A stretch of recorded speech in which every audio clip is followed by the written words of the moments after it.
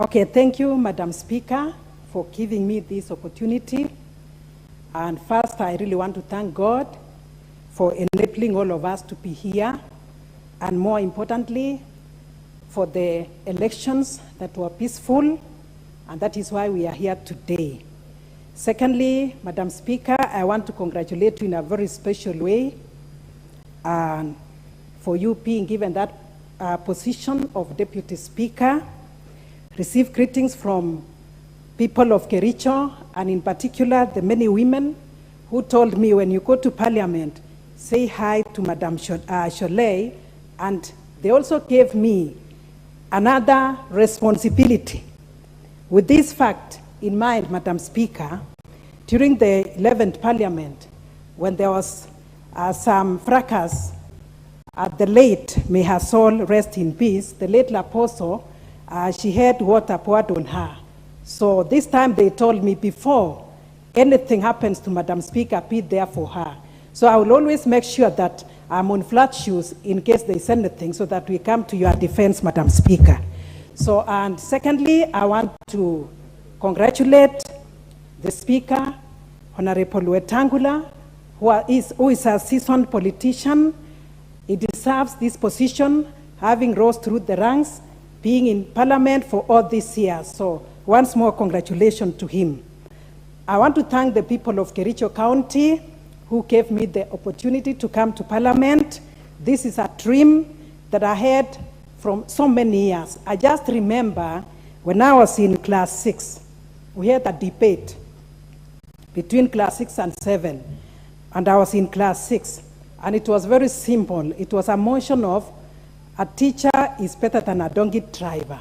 So that one, to me now, was on the side of the donkey driver. I didn't know what to say, but somehow the class 6 asked me to speak on their behalf, and by the end of the day, we got so many points. From there, I realized that I can be there at least to debate. So in particular, I want to thank the people of Kericho, just from what you've said, Madam Speaker.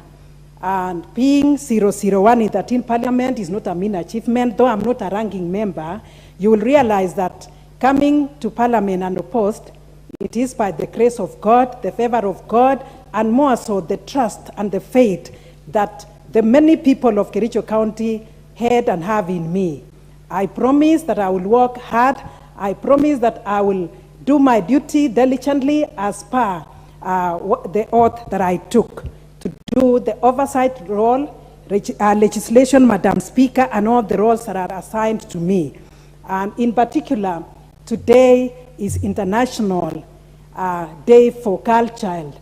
And I believe, and knowingly or unknowingly, the Speaker gave you the opportunity to lead this day. I want to pray that all the girls and all the children and all the women in this country enjoy this day, as I dedicate even my speech to the many girls outside there, those who are in schools, to the many women also who are working very hard to support their families, to bring food on the table, the many who are working in the tea plantations, those who are working in the coffee plantations, those who are working even in the quarries, the many mamambokas and the like. I want to pray that as we dedicate this day and remember the girl child, Madam Speaker, what I pray is that we don't just support them with material issues. They also need to be encouraged so that they do more of innovation, being creative, and let them have space. And with that, I want to congratulate all the women who have been elected to this Parliament, which is a plus, and even His Excellency, the President, appreciated the same.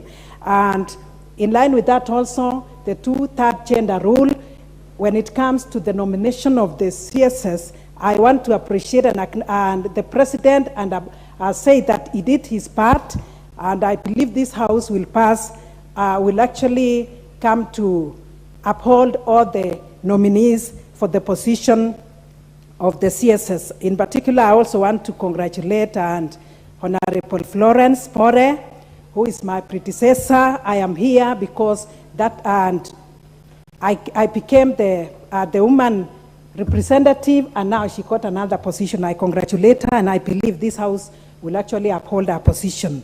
So once more, Madam Speaker, I want to say that the many issues that women are passing through, we cannot even explain here, the gender-based violence. And in particular, we also look at the cases of suicide that is happening around the country and in Kericho in particular. We have so many of these women who go through many processes and many difficult situations, and I believe with this government, we're going to have even a place, rehabilitation center, where their issues can be listened to and even counseling can be done. So I want to, in particular, say that as Beatrice Kemei, member for Kericho County, I am going to work very closely with all the arms of government and in particular the executive and even this legislative house, Madam Speaker, so that we see that the women have their space. Coming to the speech of the President, Madam Speaker, I want to say that for me, undoubtedly, it is the best speech.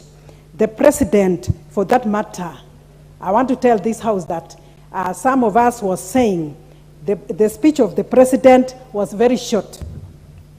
But in his wisdom, one thing that I like from the President is that he actually applied what you call the miniskirt rule.